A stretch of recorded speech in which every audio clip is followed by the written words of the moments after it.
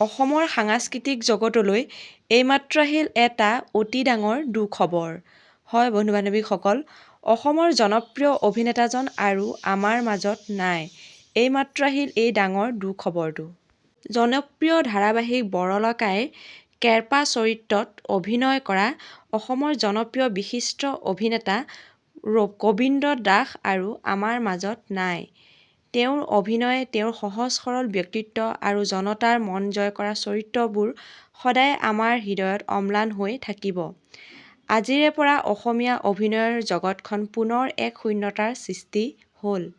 জানিব পৰা মতে তেওঁ দীৰ্ঘদিন ধৰি কৰ্কট ৰোগত আক্ৰান্ত হৈ আছিল আৰু যোৱাকালি বৰপেটা মেডিকেল কলেজত তেওঁক ভৰ্তি কৰোৱা হৈছিল আৰু তেওঁ যোৱাকালি খুবেই অসুস্থ হৈ পৰিছিল আৰু জীৱন-মৃত্যুৰ সৈতে যুঁজি শেষত তেওঁ হাৰ মানিলে আৰু সকলোকে কন্দুৱাই তেওঁ চিৰদিনৰ বাবে উভতি নহাৰ বাটেৰে সঁচাকৈ গুচি গ'ল। সঁচাকৈ খবৰটো শুনি খুবেই দুখ লাগিল। সদায় সকলোকে হহুৱাই থকা মানুহজনে আজি সকলোকে কন্দুৱাই চিৰদিনৰ বাবে গুচি গ'ল। তেখেত য'তে আছে ভালে কুশলে থাকক আৰু তেখেতৰ আত্মাই যাতে শান্তি পায় তাকেই ভগৱানৰ ওচৰত প্ৰাৰ্থনা কৰিলোঁ।